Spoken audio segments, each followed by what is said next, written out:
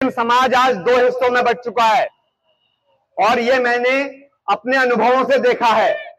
जब मैं पंडरी गया, नए गांव गया, गौरी खेड़ा गया, तो मैं मुस्लिम समाज में खड़ा हूं, इसलिए मुस्लिम समाज की बात करता हूं। मैं बहुत कड़वा बोलता हूं क्योंकि मैं सच बोलता हूं। मुस्लिम समाज खुद आज दो हिस्सों में बंट चुका है, एक पैसे वाला मुस्लिम और एक गरीब मुस्लिम। जो पैसे वाला मुस्लिम है वो बीजेपी के साथ है। फिर कह रहा हूं, जिसके पास नोट है मुसलमानों में वो बीजेपी के साथ है। सौरभ भैया जिंदाबाद, सौरभ भैया जिंदाबाद करता रहता है। वो अपने ही मुसलमान समुदाय के साथ नहीं है। और जो गरीब मुस्लिम है वो कांग्रेस के साथ है। उस बेचारे का सुनने वाला कोई नहीं है। बेटा हटो हटो, जगह दो, जगह दो बेटा।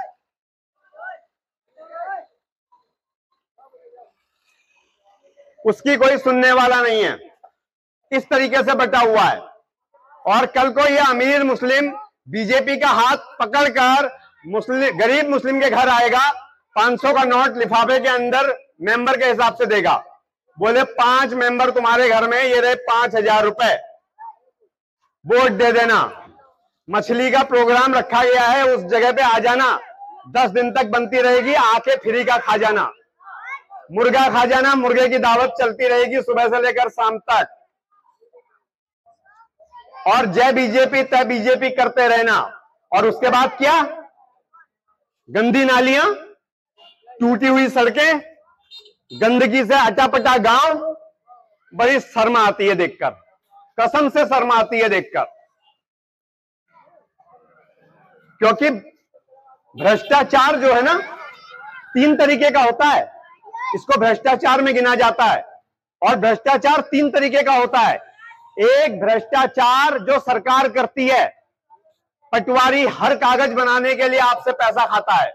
बोले मेरे बच्चे का स्थायी निवास बना दे, ला 500 रुपए तब बनाता हूं, ला 1000 रुपए।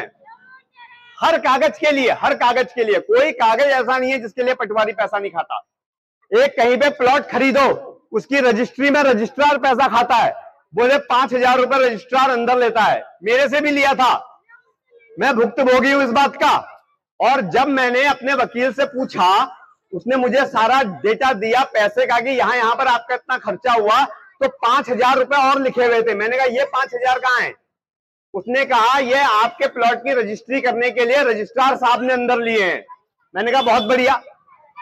शाम के 5 बज रहे थे, मैं रजिस्ट्रार के ऑफिस में पहुंच गया।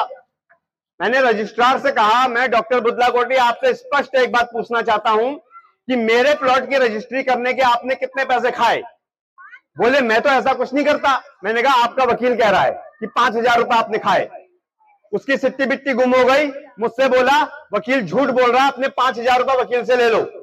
मैं वकील के पास दोबारा लौट के गया। मैंने कहा रजिस्ट्रार तो ऐसा कह रहा है। तब तक रजिस्ट्रार ने वकील को फोन कर दिया था कि इनके 5000 रुपए लौटा दो।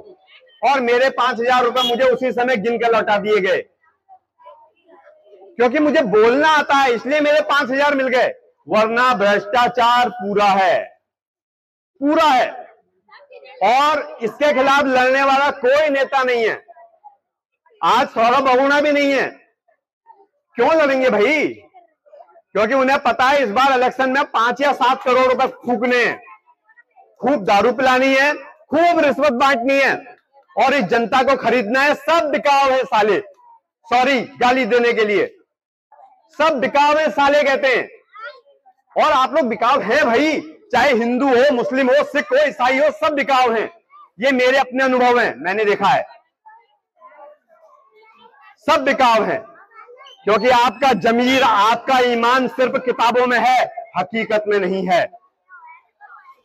हकीकत में ईमान मरा हुआ है, जमीर मरा हुआ है।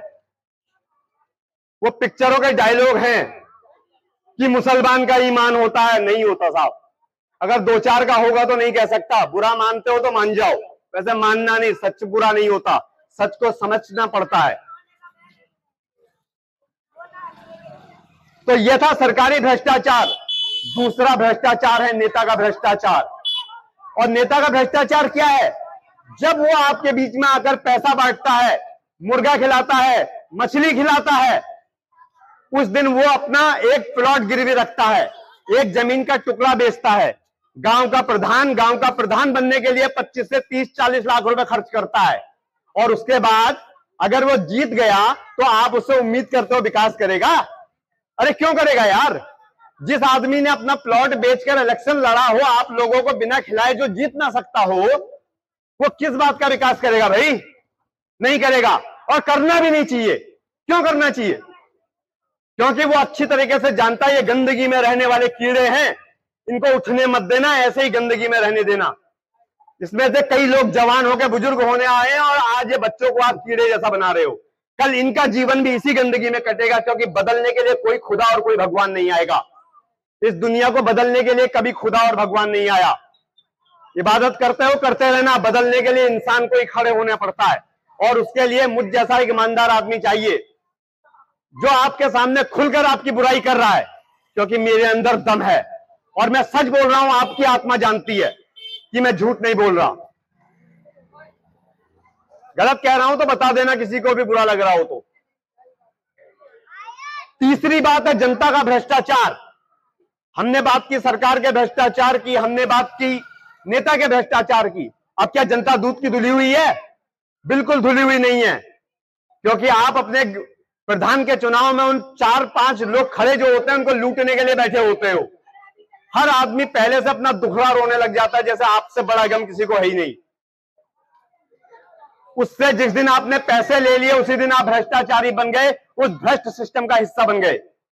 जब आपने उसकी दी हुई दारू पी ली तभी आप भ्रष्ट बन गए। मुसलमान दारू कम पीते हैं लेकिन पीने लग गए बहुत ज्यादा, जानता हूं मैं बहुतों को। जिस दिन आपने उसका मुर्गी और मछली खा लिया उसी दिन आप भ्रष्टाचारी सिस्टम का हिस्सा बन गए। तो दूध का धुला तीनों में से कोई नहीं है, और यही आज हमारे पूरे देश की दुर्दशा का कारण है। कभी मौका मिलेगा नहीं, बहुत कम लोगों को मौका मिलता विदेश जाने का। मुझे मिला है, मैं बड़ा खुशनसीब हूं। कसम से जब चाइना गया था 2 बार, आंखें चौंधिया जाती हैं उनकी तरक्की को देखकर। अरे हमारे बाद आजाद हुआ देश, और तरक्की के मामले में कहां है? यूट्यूब पे देख लो, आज जाने की जरूरत नहीं पड़ती। हमारे घर में मोबाइल हम उसका यूज कर रहे हैं, लाइटें हम उसकी दी हुई जला रहे हैं, दिवाली में हिंदू बम उसके फोड़ रहे हैं, पटाखे ये बिजली की लड़ियां हैं हम उसकी दी हुई जला रहे हैं, दवाइयां जो हम खा रहे हैं सारी चाइना से आ रही हैं। हम कर क्या रहे हैं भाई? हमने किया क्या? केवल झूठ बोलने के अलावा हमने अपनों से झूठ बोला, खुद से झूठ बोला, दूसरों से झूठ बोला, केवल झूठ और झूठ बोला। बात खत्म। सच में कोई बचाने आने वाला नहीं है।